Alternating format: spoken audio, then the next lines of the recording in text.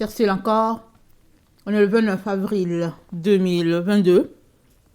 Je viens sonner la trompette aujourd'hui encore et je viens proclamer le retour de notre Seigneur Jésus-Christ.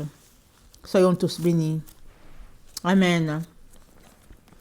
Marchons dignes de la vocation que nous a confiée le Seigneur. Amen. Alors, Éphésiens 4, le verset 1 à 15, nous dit ceci. Je vous exhorte donc, moi, le prisonnier dans le Seigneur, à marcher d'une manière digne de la vocation qui vous a été adressée, en toute humilité, douceur, patience, vous supportant les uns les autres avec charité, vous efforçant de conserver l'unité de l'esprit par le lien de la paix. Il y a un seul corps et un seul esprit. Comme aussi vous avez été appelés à une seule espérance par votre vocation. Il y a un seul Seigneur, une seule foi, un seul baptême. Un seul Dieu et Père de tous, qui est au-dessus de tous, et parmi tous et en tous. Mais à chacun de nous, la grâce a été donnée selon la mesure du don de Christ. C'est pourquoi il est dit, étant monté en haut, il a amené les captifs, il a fait des dons aux hommes. Or, que signifie il est monté, sinon qu'il est aussi descendu dans les régions inférieures de la terre? Celui qui est descendu, c'est le même qui est monté au-dessus de tous les cieux, afin de remplir toutes choses. Il a donné les uns comme apôtres, les autres comme prophètes, les autres comme évangélistes, les autres comme pasteurs et docteurs, pour le perfectionnement des saints en vue de l'œuvre du ministère et de l'édification du corps de Christ, jusqu'à ce que nous soyons tous parvenus à l'unité de la foi et de la connaissance du Fils de Dieu, à l'état d'homme fait, à la mesure de la stature parfaite de Christ, afin que nous ne soyons plus des enfants flottants et emportés à tout vent de doctrine, par la tromperie des hommes, par leur ruse dans les moyens de séduction, mais que professant la vérité dans la charité, nous croissions à tous égards en celui qui est le chef, Christ. Amen. Alors, selon notre vocation, nous donne d'être revêtus de ces 5 choses-là. L'humilité, la douceur, la patience, l'amour, nous supportant les uns les autres. Et pendant que on est dans notre vocation, amen, l'apôtre Paul nous dit de tout faire pour conserver l'unité de l'Esprit Saint. Alors, en tant qu'enfants de Dieu, surtout ceux-là qui ont grandi dans une dénomination, souvent on est porté à garder l'unité de l'organisation. Souvent on travaille à garder l'unité de la famille d'église. Souvent on travaille à garder l'unité familiale, je veux dire de l'église, si c'est une église unitaire. Alors on travaille à garder l'unité d'un groupe. Ok? Alors que la parole de Dieu nous dit qu'on doit garder l'unité de l'esprit. Et qui dit unité de l'esprit, dit unité de l'esprit avec aussi ceux-là qui nous ont précédés depuis le 1er siècle. Ceux-là qui nous ont apporté l'évangile, les apôtres, ceux-là qui nous ont apporté la loi de Dieu, Moïse. Parce que ça, c'est des gens qui ont marché par la foi. Abraham, la Bible nous dit qu'Abraham a été justifié non à cause de ses œuvres, mais à cause de sa foi. Alors, conserver l'unité, c'est être en union, en accord avec tous ceux-là qui nous ont précédés. Amen. Dans la foi. Mais si nous travaillons, ou bien si tous nos efforts, c'est pour rester attachés à une famille d'église, ou bien si tous nos efforts, c'est pour ne pas nous éloigner des lois établies dans une dénomination quelconque, alors nous sommes séduits, nous sommes des personnes séduites. Nous sommes dans l'erreur royalement et on n'est pas dans la vérité de Christ. Alors, Paul, donc, nous encourage à conserver cette unité de l'esprit-là, parce qu'il y a un seul corps, il y a un seul Seigneur, il y a un seul baptême, et puis il y a une seule espérance, et il y a un seul esprit. Il n'y a pas deux. Et c'est comme les enfants d'une femme, d'une même femme. Les enfants d'une même femme, ils sont unis par le lien de leur mère, par ce cordon-là qui les lie. Et très souvent, c'est difficile de briser ce lien-là, surtout s'ils ont grandi dans un amour quelconque, avec un amour solide, dans le lien qui les unit entre eux, ça dit l'amour de leur mère. Alors, peu importe la génération dans laquelle nous vivons ou bien nous aurons vécu, nous sommes encouragés à être unis avec tout le reste qui a marché par la foi. Parce qu'en étant unis avec eux, nous sommes unis aussi avec le Père, nous sommes unis aussi avec le Fils. Alors, si nous nous rappelons cette parole-là que nous avons lue hier dans 1 Jean 2, l'apôtre Jean, en écrivant à Kyria, il a dit, au verset 9, il dit « Quiconque va plus loin et ne demeure pas dans la doctrine de Christ n'a pas Dieu. Et celui qui demeure dans cette doctrine a le Père et le Fils. » Donc, il dit Dieu le Père, Dieu le Fils, parce que le Fils, il est dans le Père. Ok? Philippe a dit, Seigneur, montre-nous le Père. Jésus-Christ a dit, Philippe, ça fait si longtemps que je suis avec vous et puis tu n'as pas vu le Père. Et il y a beaucoup de chrétiens qui n'arrivent pas à réaliser que Jésus-Christ est Dieu. Et leur vie est à ce stade-là parce qu'ils ne réalisent pas que Jésus-Christ est Dieu. Ils prennent Jésus-Christ comme le Fils de Dieu et ça s'arrête là. Et en prenant Jésus-Christ comme le Fils de Dieu, ils le gardent aussi à l'état d'homme au fait. C'est-à-dire ils oublient que Jésus-Christ était Dieu quand il est venu sur la terre. Jésus-Christ c'est le Logos. Alors, il a décidé de venir sur la terre pour nous racheter parce qu'il n'avait pas besoin. Il se suffit à lui-même. Notre Dieu se suffit à lui-même. Notre Dieu n'a besoin de rien. Il est parfait en lui-même. Il est saint en lui-même. Il est lumière en lui-même. Ça dit que rien ne lui manque. Mais il nous aime tellement. Ayant vu la déchéance humaine, il a décidé de venir dans notre monde afin de nous racheter. Et il a trouvé une âme en qui il pouvait venir loger, en qui il pouvait s'incarner comme un être humain. Parce que imaginez Dieu, le créateur de l'univers, qui descend dans sa forme de Dieu. Mais rien ne va tenir. Rien. Tout va, écoutez, tout va disparaître parce que c'est Dieu. Alors Dieu prouve son humilité en ce sens que il est descendu et il a pris la chair humaine, il a pris... il s'est incarné par la chair de Marie, la Vierge Marie. Il a pris la chair, il a tiré son côté humain par Marie. Et il est venu sur la terre. Et ça fait que beaucoup de personnes le gardent au stade de petit Jésus, ou bien de fils de Dieu, ou bien, au fait, le mettre au niveau des anges. Mais Jésus-Christ est Dieu. Le jour où tu vas le réaliser, ta vie changera comme ça. Mais, il faut que tu commences d'abord par l'accepter. Pour dire Jésus est Dieu, Jésus est Dieu, Jésus est Dieu. Que tu le confesses. Et la révélation te viendra.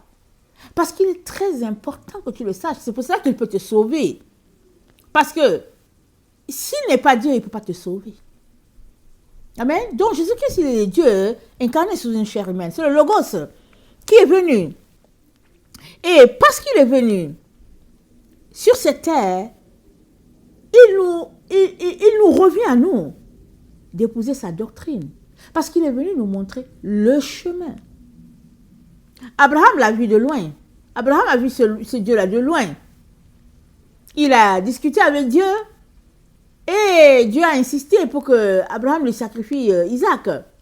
Finalement, Abraham a laissé faire. Il a dit, ok, Abraham aimait tellement Isaac que Dieu dit non, sacrifie-moi Isaac. Finalement, Abraham a dit ok. Alors, ils sont partis sur la montagne.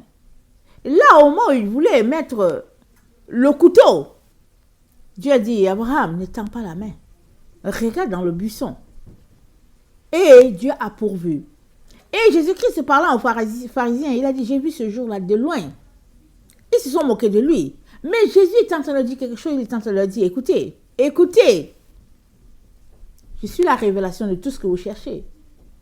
C'est-à-dire, tout ce que vous voulez savoir là, c'est moi. C'est moi le créateur. Mais regardez sous quelle forme il est venu. Il est venu sous une forme très humble. Afin que nous puissions le saisir.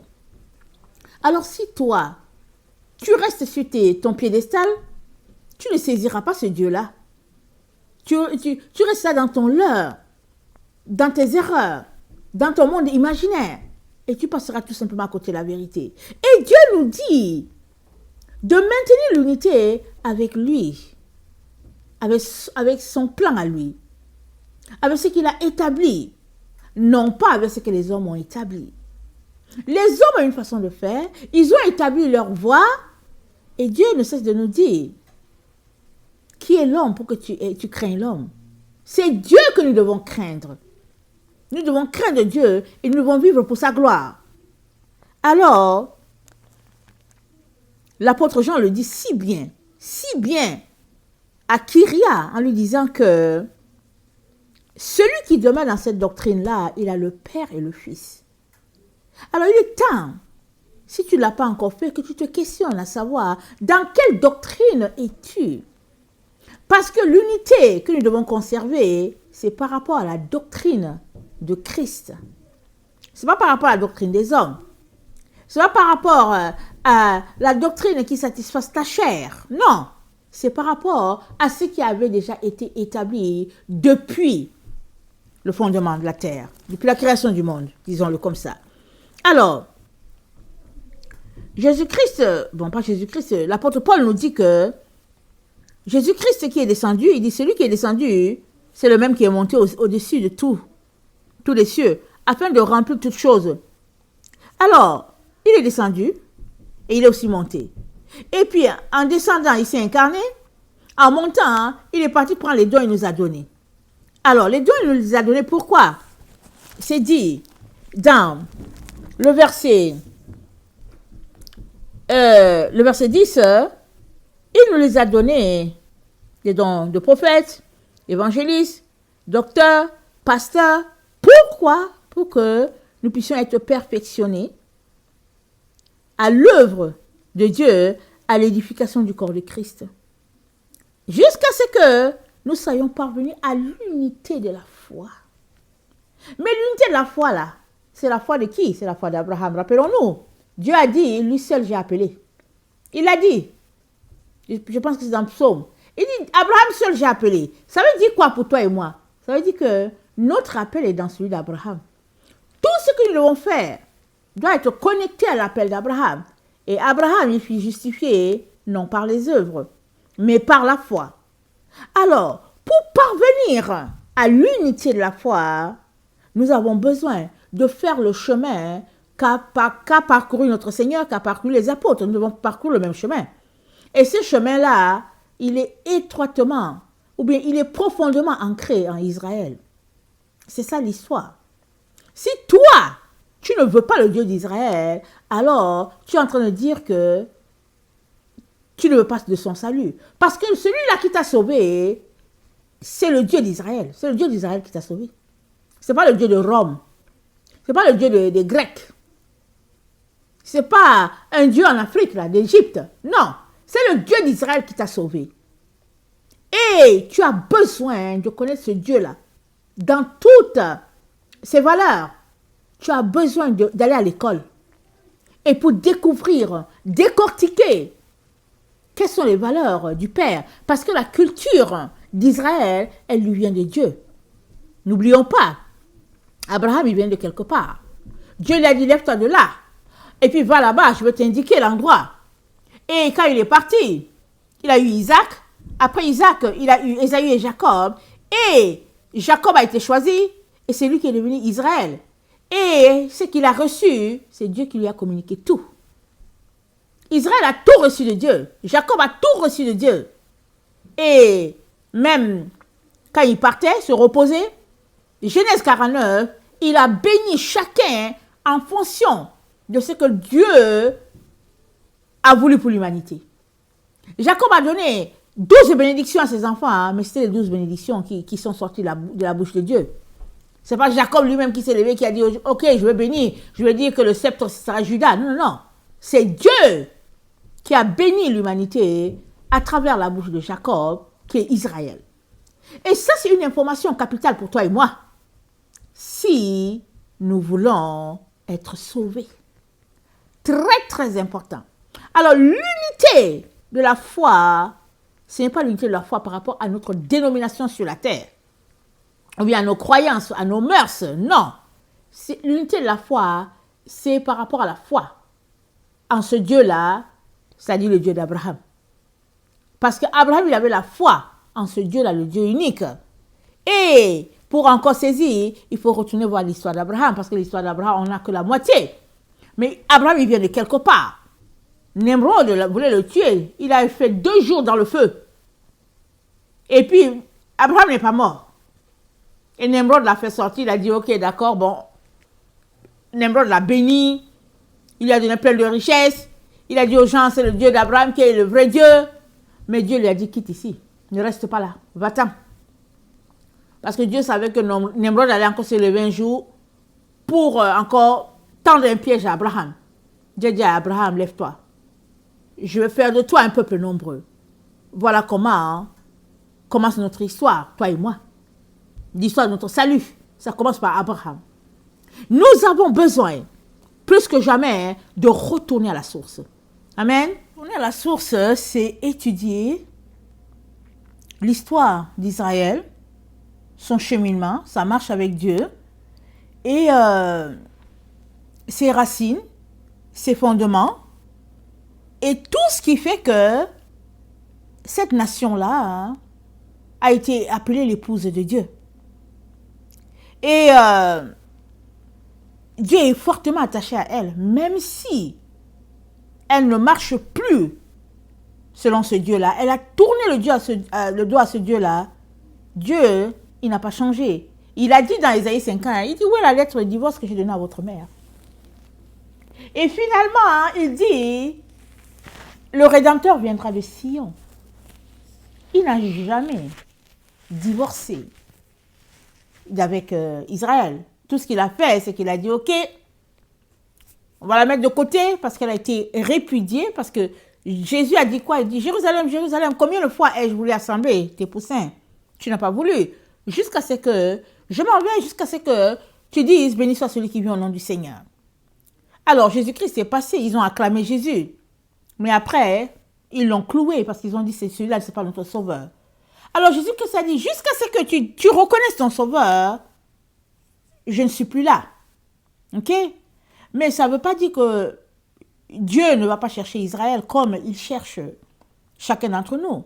Et Paul nous a dit que le temps vient où, quand la totalité des païens sera rentrée, Dieu se tournera encore vers Israël, de telle sorte que le Rédempteur, il viendra de Sion, c'est-à-dire il va unir et ceux-là qui étaient avant sans Jésus, sans droit de cité en Israël, sans Abraham, et ceux-là qui ont les racines d'Abraham, le Rédempteur viendra et puis il unira tout ce peuple-là en un seul pour la gloire de notre Dieu.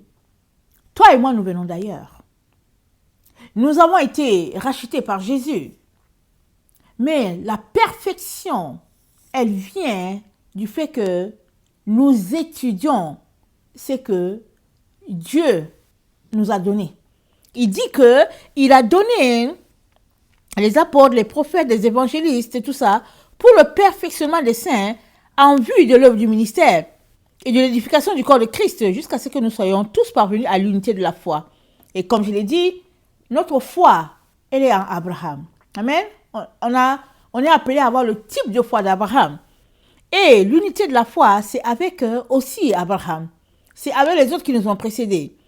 Alors, ce qui fait que on devient un homme parfait, parce que c'est dit au verset 13, jusqu'à ce que nous soyons parvenus à l'unité de la foi, de la connaissance du Fils de Dieu, à l'état de l'homme fait à la mesure de la stature parfaite de Christ.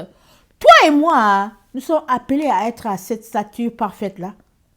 Mais cette stature parfaite-là, elle passe par les lois de Dieu à Abraham, à la descendance d'Abraham. C'est par là que ça passe. C'est être dans le leurre que de penser qu'on n'a pas besoin d'Abraham, on n'a pas besoin d'Israël, on n'a pas besoin de nos racines hébraïques. C'est passé à côté. Parce que toute église qui ne va pas à la source pour s'attacher est une église flottante. Elle n'a pas de racines. Elle ne tient pas. Elle n'a pas de fondement. Parce que notre fondement, elle est en Israël. Dieu le dit, il faut le lire. Il faut lire partout. Tout nous le montre. Et il est temps que toi et moi, nous puissions travailler à notre perfectionnement. Parce que le verset 12, c'est dit, il a donné tous ces gens-là, prophètes, évangélistes, docteurs, pour le perfectionnement des saints en vue de l'œuvre du ministère. Perfectionnement, ça veut dire quoi? Ça veut dire amélioration. Ça veut dire progrès, apporter à quelque chose pour un meilleur rendement. C'est ça le perfectionnement. Nous sommes appelés à nous perfectionner. Mais on ne peut pas parler de perfectionnement si nous laissons de côté Israël et nos racines. Voilà pourquoi nous sommes encouragés ces temps-ci par notre Dieu à aller étudier nos 22 lettres. Amen. Parce que ces 22 lettres qui sont des sentiers, qui sont des lettres de sagesse, ont été révélées par Dieu lui-même. Et elles disent beaucoup de choses parce que c'est 22 sentiers. Les 10 séphiros, ça fait 32 en tout, disons 32 sentiers, qui nous aident à mettre en application les 10 commandements, parce que c'est à ça que nous sommes appelés. Il y a à peu près 2 jours ou 3, j'étais dans mon temps avec le Seigneur, et vous savez, ces derniers temps, je n'ai pas apporté l'alphabet hébraïque, n'est-ce pas? Je me suis arrêtée à la 10e lettre. Il me reste encore 12 lettres. Et tout comme je les apporte, j'ai besoin d'aller les étudier avant de les apporter. Alors, ces derniers temps, j'ai attrapé vraiment un rhume là. Et c'était vraiment difficile pour moi. Très, très difficile de fonctionner, mais par la grâce de Dieu, les choses sont retournées à l'ordre. Alors, j'étais assise dans la présence de Dieu. Et comme ça, Dieu s'est mis à me parler. Il m'a dit, maintenant que tu connais le chemin, que tu connais les avenues que je t'ai indiquées, il m'a dit, ne retourne plus à la façon que vous avez été éduqués à faire. Et quand il me parlait, je savais qu'il parlait du milieu chrétien. Je savais qu'il parlait de ça. Parce que dans le milieu chrétien, qu'est-ce qu'on nous a appris? On nous a appris de notre vie à Jésus. On nous a appris qu'il faut porter sa croix. On nous montre. On dit, bon, il faut traverser, il faut passer par là.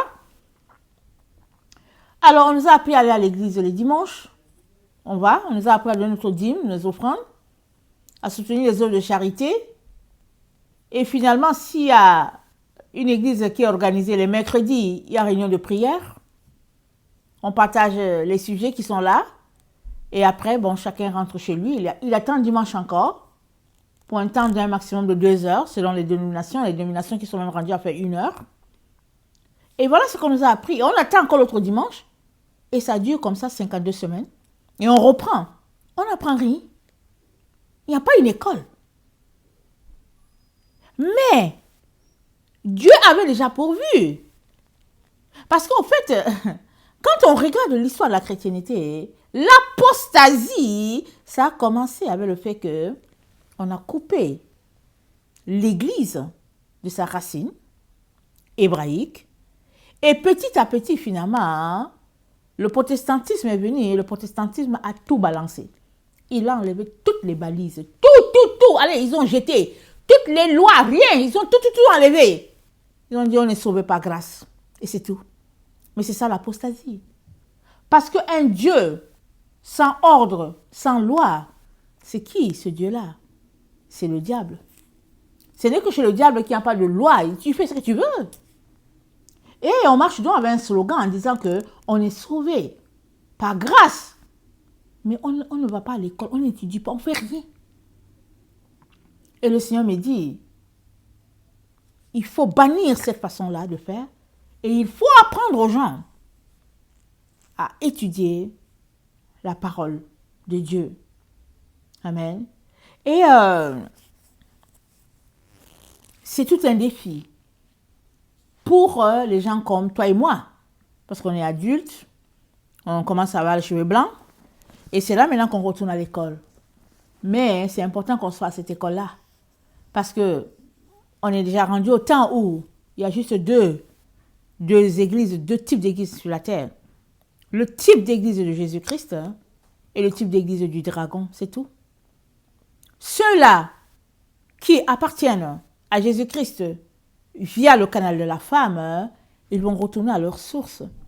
Ils vont apprendre les sentiers pourvus par le Père. Pour leur perfectionnement, ils vont apprendre cela. Et ceux qui veulent continuer d'avoir la liberté ou bien le libertinage comme règle, ils vont continuer d'avoir leur libertinage. Et tout ce qui est dans le libertinage, ce n'est pas la sanctification, n'est-ce pas? Dieu nous a dit, il nous a donné l'exemple dans Malachie 2, il nous a parlé de Lévi, comment les Lévites le craignaient. Et ils le craignaient, c'est ça que Dieu nous disait. Et quand il parle des Lévites, tu vois son amour immense. Et tu sous-entends qu'il nous montre le chemin pour cette connexion-là avec lui. Mais s'il y a une génération qui ne craint pas du tout Dieu, c'est bien la nôtre. Et excusez-moi le terme, on s'en fout. Excusez-moi le terme, on s'en fout. On veut juste faire ce qu'on veut. Mais avec Dieu, ça ne marche pas comme ça. Il est temps qu'on retourne à la source. C'est ça la repentance.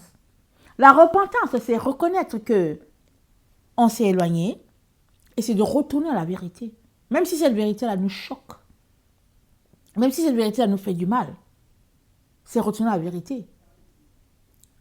Quand on sait que Aleph, qui est la première lettre de l'alphabet hébraïque, qui est un, qui est le Dieu unique, quand on sait que le Dieu unique veut une relation avec ses enfants, et toute la terre, c'est comme une maison, et il a choisi un endroit pour venir, on finit par comprendre la grandeur de ce Dieu-là, on finit par comprendre sa sagesse immense. Mais il faut qu'on connaisse nos lettres pour savoir qu'est-ce que chaque lettre veut dire et où est-ce qu'elle nous mène. Parce qu'on a besoin d'être dans cette union-là. Et l'autre révélation que le Seigneur m'a donnée, et je lui dis merci Seigneur, il dit chaque fois qu'on se concentre à étudier une lettre, on se concentre à s'imbiber de lumière.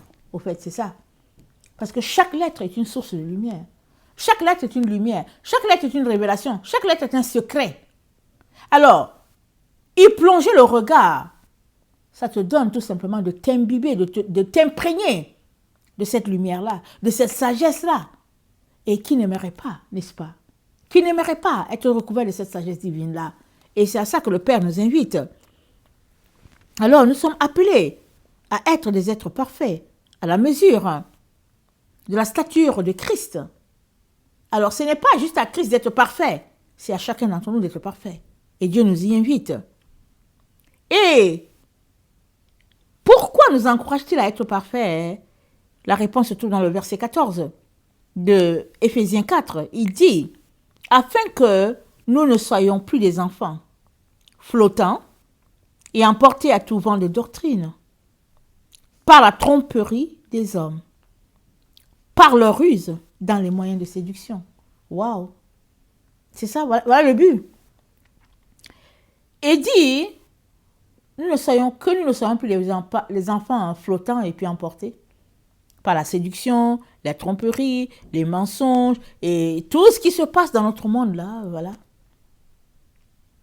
Et si nous refusons d'étudier ces lettres, c'est que nous refusons de sortir de la tromperie, de la séduction, parce qu'on nous a trompés, on nous a séduits, on nous a juste dit sauver un jour, sauver toujours, alléluia, amen, et puis on se balade là dans la nature en disant oh je suis sauvé, j'ai été sauvé tel jour, d'accord, c'est bien. Comme le jour où tu as donné ta vie à Jésus, c'est bien. Mais est-ce que tu es en train de marcher selon ce qu'il te demande, selon ce qu'il attend de toi? Est-ce que tu es en train de te dépouiller? Parce que c'est dit que si tu marches selon ta vocation, l'humilité t'accompagne, la douceur t'accompagne, la patience t'accompagne, l'amour t'accompagne et tu es capable de supporter ton frère, ta soeur. Mais au fait, tu ne fais pas l'œuvre de Dieu pour t'enorgueillir toi, pour qu'on te regarde toi, pour te vanter toi. Mais tu fais l'œuvre de Dieu. Pourquoi? Parce que Dieu t'a fait la grâce de t'inviter dans son champ, afin de participer avec lui à cette œuvre extraordinaire-là. Et il a pourvu les outils pour que nous puissions avoir le maximum de lumière. Alors, nous ne pouvons pas choisir nous-mêmes notre chemin. Et si nous choisissons notre chemin, nous sommes tout simplement en train de dire que nous choisissons le chemin de l'ennemi de Dieu. Il y a un seul chemin pour nous, les enfants de lumière. Il y a un seul. C'est de retourner à la source. Et qui dit source, dit Israël, dit Sion. Amen. Et voilà à quoi Dieu nous invite. Et je viens vraiment nous encourager à ne pas nous lasser ou bien à ne pas négliger le fait que nous devons étudier la parole de Dieu, nous devons étudier nos sentiers. Sur Internet, tout est là. Allons-y, étudions, travaillons, prenons du temps pour découvrir toutes ces choses-là que l'ennemi nous a empêchés d'avoir. Alors, dans Romains,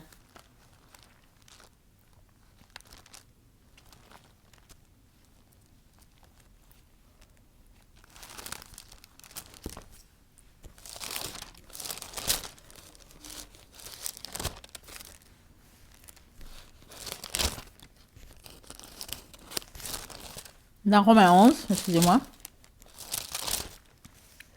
Paul nous dit, le verset 25, « Car je ne veux pas, frères, que vous ignoriez ce mystère, afin que vous ne vous regardiez point comme sages.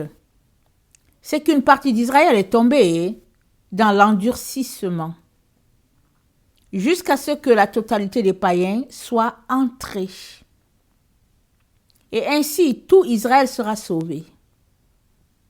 Selon qu'il est écrit, le libérateur viendra de Sion, et il détournera de Jacob les impiétés.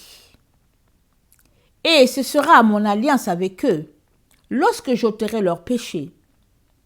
En ce qui concerne l'évangile, ils sont ennemis à cause de vous, mais en ce qui concerne l'élection, ils sont aimés à cause de leur Père. Car Dieu ne se répand pas de ses dons et de son appel. Amen. Alors,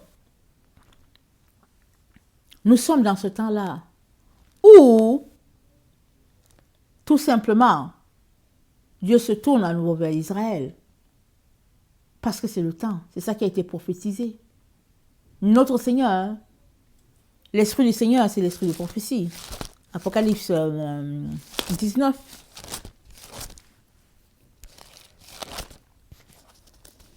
Apocalypse 19. Le verset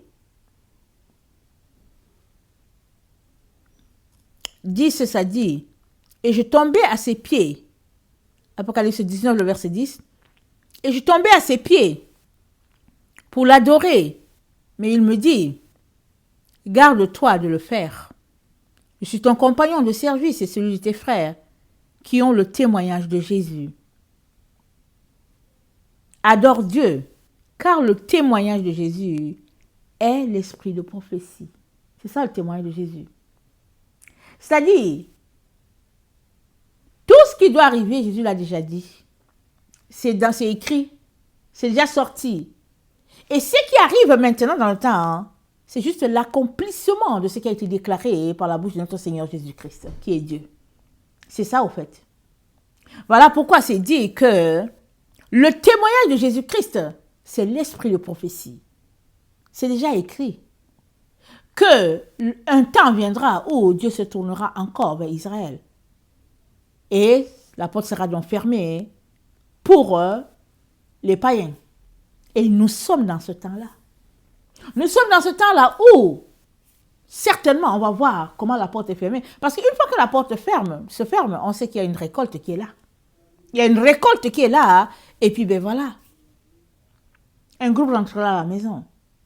Et maintenant, on sera tous dans cette situation, prise dans cette situation, on sera dans, comment on appelle ça, dans le temps de la grande tribulation. On va tous se retrouver dans ce temps-là, qui est déjà déclaré, qui est déjà prévu, qui est déjà établi. Mais, tous ceux-là qui se réclament du Dieu d'Israël, ils ont besoin de retourner à ce qui nous a été arraché. C'est comme je dis toujours, quand tu prends un chemin, et que tu arrives et que c'est qui cul-de-sac, tu ne fonces pas le mur, tu ne fonces pas la broussaille qui est là en disant « Ok, moi je veux passer de l'autre côté ». Tu fais demi-tour, n'est-ce pas? C'est pareil. On est rendu au point où on est arrivé, on a marché, on est arrivé au point où Dieu dit « Non, cul-de-sac ici, ça ne vous mène nulle part. Avec ça, vous ne serez pas sauvés. Retournez. » Mais plusieurs disent « Non, non, non, moi, non, je ne change pas. Je ne change pas. » Mais seuls ceux-là qui vont se repentir, qui vont retourner à la maison, dans les pleurs, la supplication, seuls ceux-là seront graciés par notre Seigneur Jésus. Parce qu'ils se seront humiliés. Que tu saches, que tu ne saches pas, que ce soit toi qui te sois retrouvé dans cette situation, que ce soit tes parents qui t'ont mis, peu importe, c'est pas ça qui est important. Ce qui est important, c'est que Dieu te dise, sur cette voie-là, c'est la voie de la perdition, c'est la voie qui est rattachée au dragon, au serpent. Il te dit, sors de là. Va embrasser la voie de la femme. Il dit, c'est là-bas que vient le salut. C'est par là. C'est clair, c'est net. Mais si tu persistes sur ta voie de serpent, ben, en tout cas, Dieu t'aura averti. Et il t'avertit, il te dit, sors de là, mon fils. Sors de là, ma fille. Et je viens vraiment nous encourager à crier à Dieu afin qu'il puisse nous donner un cœur humble. C'est difficile qu'il nous donne un cœur humble parce qu'on est une génération qui raisonne beaucoup. Et apprenons aussi à mettre des toisons devant Dieu, n'est-ce pas? Pour dire, Seigneur, si c'est là la vérité, voilà, j'aimerais que tu me le révèles. Dieu va t'aider. Il va t'aider. Comment est-ce que les musulmans font pour venir au Seigneur? Ils sont complètement perdus, mélangés. Ils ne savent pas si c'est Issa, si c'est Mahomet, parce qu'ils voient, c'est écrit Mahomet qui sauve, c'est Mahomet leur prophète, et après ils voient que c'est Issa, c'est-à-dire Jésus qui sauve, ils ne comprennent rien. Ils font appel à Dieu. Ils le supplient, ils disent, Seigneur, s'il te plaît, dis-moi la vérité. Et le Seigneur dit la vérité. Le Seigneur vient se révéler. Si Dieu est capable de se révéler à un musulman, à combien plus forte raison veut-il se révéler à toi qui dis que tu es son fils et qui tu dis le connaître? Le problème, ce n'est pas au niveau de Dieu, c'est à ton niveau. Jusqu'où es-tu prêt à te courber devant ce Dieu-là? Jusqu'où es-tu prêt à aller à terre? Jusqu'où? Quel est ton niveau où tu peux descendre jusqu'à ce Jésus-là? Quel est le niveau auquel tu peux descendre? Il y a beaucoup de personnes qui ne sont pas prêtes à faire les courbettes. Mais toi, jusqu'où es-tu prêt? Il est très important que tu en arrives là. À t'humilier, à te rabaisser devant le Créateur de l'univers. Et il se révélera à toi. Amen. Que le Seigneur bénisse sa parole. Je vous aime beaucoup. Et Dieu davantage. Maranatha, Jésus revient. Amen et amen. Soyez bénis.